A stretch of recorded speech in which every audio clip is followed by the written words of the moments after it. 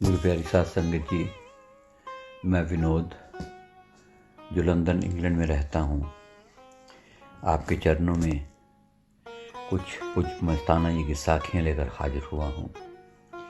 आज हम जिन साखियों की यहाँ चर्चा करेंगे उनकी तफसील कुछ इस तरह है। साखी नंबर 1, काम दुगना। साखी नंबर 2, मरने के बाद रोना। साखी नंबर 3, गंढ बंधो। साखी नंबर 4, काम ख़त्म करके जाना। साखी नंबर 5, जाल में फंस रहे थे। साखी ताम दुगना। श्री धन्नामल ने बताया कि हम शहंशाह निरंकार साईं जी के पास दिन रात सेवा में लगे रहते हैं। कभी मकान बनते हैं, कभी गिरते हैं, कभी सब्जी की बिजाई के लिए, और कभी कुछ कभी कुछ कभी कुछ। उसने कहा कि उसने आजमा कर देख लिया है कि जितना काम वह घर में करता है उतने ही समय वह दुगना काम यह डेरा सच्चा सौदा के दरबार में करता है।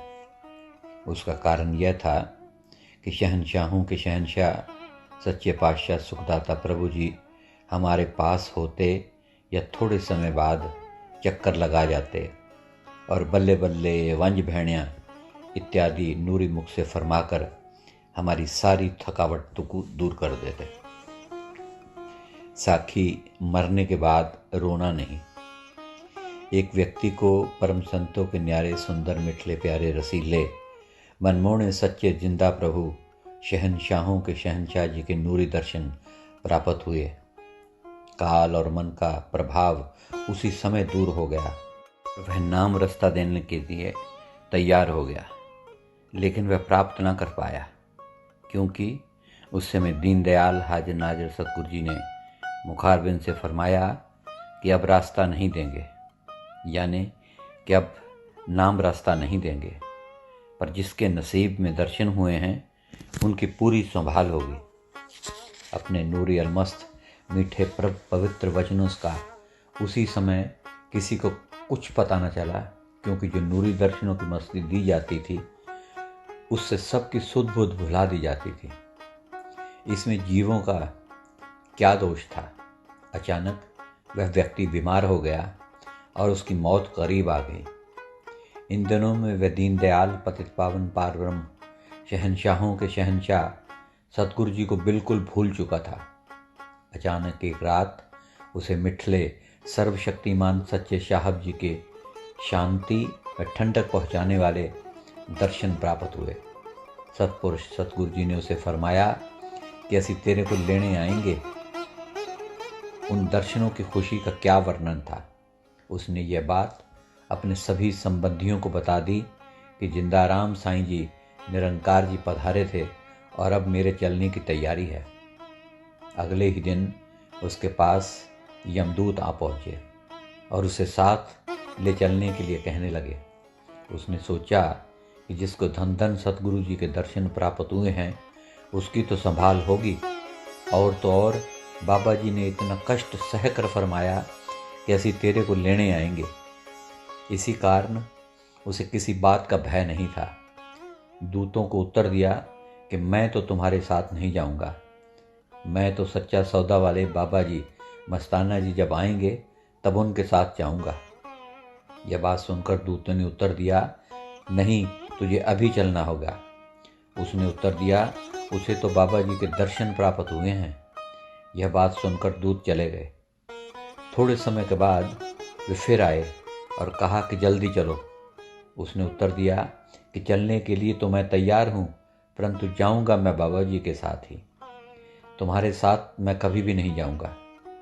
तो दूतों ने कहा कि तुमने सारी उम्र गंदे काम किए हैं और अब कहते हो कि मैं बाबा जी के साथ जाऊँगा।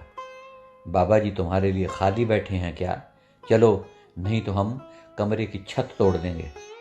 वह अपनी बात पर अड़ा रहा और पक्का रहा, डरा नहीं, और दूत हार कर चले गए। जिस कमरे में वह लेटा था उसकी छत में एक शतीर जो 2 फुट मोटा था और अभी नया ही लगा था और बहुत ही मजबूत था, जब तीसरी बार दूत आए तो उनके साथ यमदूत भी था। उसने ऊंची आवाज़ में कहा कि तुम चलते हो कि हम तुम्हें यहीं ही मार दें। उसने उत्तर दिया, मार दो, मैं तो बाबा जी के साथ ही जाऊंगा। यमदूत ने हुक्म दिया कि शतीर को तोड़ दो। उसी समय में शतीर टूटा, आवाज़ आई और बाकी संबंधी भागकर अंदर आए। उस व्यक्ति ने सारी बात बता दी। सारे डर के मारे कांपने लगे, लेकिन वह तो हंस रहा था और बाकियों को भी कह रहा था कि बाबा जी ने आने का वादा किया है, इसीलिए दूत भाग जाते हैं। छत का शतीर टूटा तो था, लेकिन ज़मीन पर नहीं गिरा, वहीं पर अटका रहा। थोड़े वक्त के बाद उसने बताया कि बाबा जी आ गए हैं, अब मैं बाबा जी के साथ जाऊंगा। पीछे से कोई भी रोए ना। मेरे जाने के बाद खुशी मनाना। आज बहुत ही खुशी का दिन है। ये बाबा जी ने आपके लिए संदेश भेजा है। इतना कहकर उसने अपना शरीर त्याग दिया। पीछे से किसी भी संबंधी को रोने नहीं दिया। ये बात सब तरफ फैल गई कि धन धन सतगुरु जी का फरमाना बिल्कुल ही सच है। और सच निकला। जिसने नाम रास्ता नहीं लिया लेकिन केवल पवित्र नूरी दर्शन पाए हैं, उनकी भी पूरी संभाल हाजिर नाजिर जिंदाराम अकाल मूरत जी करते हैं। साखी गंड बंधो। परम संतों के न्यारे प्रभु सच्चे पातशाह करण करावर हार समर्थ स्वामी अलमस्त नूर हाजिर नाजिर जिंदाराम मिठले सतगुरु जी फरमाते कि तुम्हारा गुरु तुम्हारे दो आंखों के बीच में है, जो समर्थ करण कनावनहार पातशाहों का पातशाह, जो कभी नहीं मरता, कभी नहीं जन्मता। तुम उसका 2 मिनट सिमरन करो। वो गुरु जबरदस्त ताकत है जो मौज रूप में रहता है, पर देह हमेशा नहीं रहने वाली है। कल तुम ये ना कहना कि मस्ताना तो चला गया, अब कौन देखता है। सतगुरु दाता तो हर घट घटवासी अंतर्यामी अविनाशी है। इस बात को कभी मत भूलो कि वो सतगुरु जिंदाराम हाजिर नाजिर हर वक्त हर एक के अंदर रहता है। वरी ये बात अच्छी तरह गंढ बंधो, पक्का करो। एक बार एक व्यक्ति डेरे में आया और बताया कि वह अपने गुरु की मौत के कारण बहुत ही दुखी है। यह बात सुनकर पूज्य मस्ताना जी जिंदाराम शब्द स्वरूपी सतगुरु जी फरमाए, तो तुमने मरने वाला गुरु क्यों किया भाई। इस पर उसने सदा साथ रहने वाले जिंदाराम गुरु को धारण करने की प्रार्थना की। हाजिर नाजिर जिंदाराम मिठले साईं जी जिस बात को अच्छी तरह समझकर साथ रखने का आदेश करते, तो नूरी मीठी रसना से फरमाते, गंढ बंधो। साखी काम खत्म करके जाना। डेरा सच्चा सौदा में एक कच्ची गुफा बन रही थी। संगत बहुत ही प्यार व जोश से सेवा कर रही थी। गुफा का काम पूरा हो गया और प्रकट प्रभु सतगुरु त्रिलोकी चौथे पद को बनाने वाले रूहानियत के मालिक साईं जी ने अपने पवित्रतम हाथों से प्रसाद बांटा और वापस जाने के लिए हुक्म फरमाया। श्री रूपा, श्री हजारा और श्री ख्याली अभी वापस न गए थे और संगत के जाने के बाद प्रकट प्रभु मिठले सोने साईं जी के पास आ गए और छुट्टी पाने के लिए प्रार्थना करने लगे। जानी जान जिंदाराम गरीब निवाज बेपरवाह जी ने फरमाया, आज तुम इधर ही ठहरो। कुछ को डंडे के भय से डेरा से बाहर निकाला जाता और कुछ को बेपरवाही मौज सतगुरु जी अपने नूरी मुख से फरमाते कि आज तुम लोग इधर ही ठहरो। इसमें भी कोई राज था। अगले दिन अलमस्त मौला पूर्ण परमेश्वर जिंदाराम जी ने फरमाया, गुफा की पौड़ी तो बनी नहीं, ये बनाकर तुम जाना। क्यों, हजारी ठीक है ना? हाँ जी, हजारी ने उत्तर दिया, और ना जी का तो सवाल ही नहीं था। फिर सच्चे पातशाह दातार जी ने रूपा से पूछा, क्यों रूपा, तू भी ठहरेगा? हाँ जी। और फिर ख्याली राम से फरमाया, ख्याली तू भी इनके साथ ही जाना। निशान देकर जीवनदाता सच्ची सरकार सच्चे साहब साईं जी चले गए और तीनों प्रेमियों की ड्यूटी लग गई। इस बार प्रेमी शीघ्र जाना चाहते थे, परंतु यहाँ एक बड़े काम करने के लिए उन्हें हुक्म फरमाया गया था। परम संतों के न्यारे राम साईं जी ने अपार कृपा कर खुशियाँ व मस्तियाँ बांटी हुई थी, जिसके फलस्वरूप उनमें गहरा प्रेम घर कर गया था। अतः आदेश का पालन करना आवश्यक था। आपस में सलाह की और यही तय हुआ कि काम शुरू कर देना चाहिए। प्यार और जोश में सभी काम में जुट गए।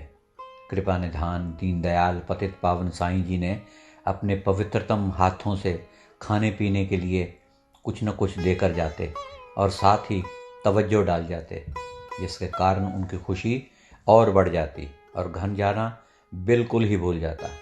इसी तरह 4 दिन बीत गए और काम अभी आधा भी ख़त्म न हुआ। चौथे दिन उनको घर जाने की चिंता सताई। उनमें से ख्याली राम को कुछ अधिक जल्दी थी, अतः वह निरंकार सतगुरु जी गरीब निवाज जी के सामने पेश हुए और वापस जाने के लिए छुट्टी मांगी। सोने मिटले नूरो नूर सतगुरु पतित पावन साईं जी ने फरमाया, अब तो काम थोड़ा रह गया है, इसे पूरा करके ही जाना। ना जी का तो सवाल पैदा ही नहीं होता था, क्योंकि एक पवित्रतम दृष्टि से सब कुछ भूल जाता है। निरंकार पतित पावन सोने साईं जी ने अपने पवित्र हाथों से लड्डुओं का प्रसाद दिया और फरमाया, ये घर लेकर जाना, जहाँ खाने के लिए और देंगे। उनको कुछ हौसला और हुआ। प्रसाद थैले में डालकर कमरे में लटका दिया। कुछ समय के बाद ख्याली राम को जाने की फिर चिंता सताई और बिना आदेश पाए वह चल पड़ा। बड़े द्वार पर पहुंचा, देखा कि कोई रिक्शा नहीं है। 2-3 बार जाने के बाद उसने सोचा कि गेट पर ही खड़ा रहना चाहिए। एक रिक्शा आई, वह ज्यों ही चढ़ने लगा, पैर फिसल गया और सड़क पर गिर पड़ा और एक टांग गहरी चोट आई। दर्द इतना तेज था कि वापस डेरा जाना ही उचित समझा। उसे चला न जा रहा था, टांग में दर्द बहुत था, लेकिन फिर भी वह आहिस्ता आहिस्ता डेरा वापस जाने लगा। वह काम करने वाले स्थान पर धीरे धीरे बढ़ रहा था। उसी समय जानी जान सब खेल रचने वाले अंतर्यामी कृपानिधान सतगुरु बेपरवाह जी उसी गुफा के पास पधारे। श्री रूपा वे हजारों को बुलाकर जानी जान प्रीतम सतगुरु जी भोले बनते हुए पूछने लगे, वो कौन सामने हाथों व टांग के सहारे लेटकर इसी तरफ आ रहा है? श्री हजारा रूपा ने उत्तर दिया, साईं जी, ये तो ख्याली लगता है। साईं जी उस समय पूरे जलाल में थे और मीठी मीठी हंस रहे थे और उस समय इतने सुंदर लग रहे थे कि कुल आलम में कोई उसकी मिसाल नहीं दी जा सकती। यह अद्वितीय सुंदरता थी, क्योंकि यह रब्बी सुंदरता थी। श्री रूपे ने कहा, साईं जी, ख्याली आपके हुक्म के बिना घर जाने के लिए यत्न कर रहा था, परंतु अब पता नहीं उसे क्या हो गया है जो ऐसे चलते हुए वापस आ रहा है। पूछने पर पता चला कि रिक्शा पर चढ़ते समय वह गिर गया था और टांग में गहरी चोट आई है। जाते ही श्री ख्याली ने साईं जी से माफ़ी मांगी। जिंदाराम साईं जी मीठी मीठी हंसे जा रहे थे और फरमाने लगे, चलो इतने में ही बात बन गई। अरे इसरार को सब पता है कि घर पर क्या हो रहा है।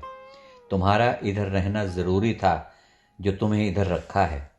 अब इस रहस्य को तो अंतर्यामी घट घट के जानी खुदा साईं जी ही स्वयं जानते थे।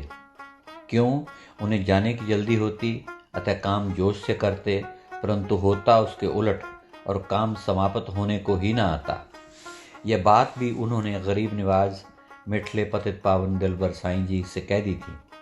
वे प्रेमी कभी कभी पूर्ण परमेश्वर साईं जी से खुलकर बात कर लिया करते थे, क्योंकि शहनशाहों के शहनशाह साईं जी ने ही उनके दिल को सच्चा और भोला बनाया हुआ था। सच्चे ठाकुर सोने प्रीतम मिठले पतित पावन साईं जी ने नूरी मुखारबिन से फरमाया, वंज भेड़िया ऐसा क्यों हो जाता है? फिर अलमस्त मौला सब काज व खेल करने वाले पूर्ण परमेश्वर जिंदा राम खुदा पीरों के पीर सोने सतगुरु जी उस स्थान पर पधारे और अपनी पवित्र दृष्टि डाली और वापस गुफा में चले गए। और उसी समय वे लोग अपने काम में जुट गए।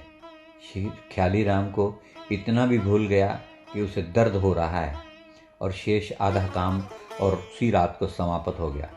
सुबह अकाल पुरख साईं बेपरवाह गरीब नवाज जी से छुट्टी प्राप्त कर वापस घर चले गए। साथी जाल में फंस रहे थे।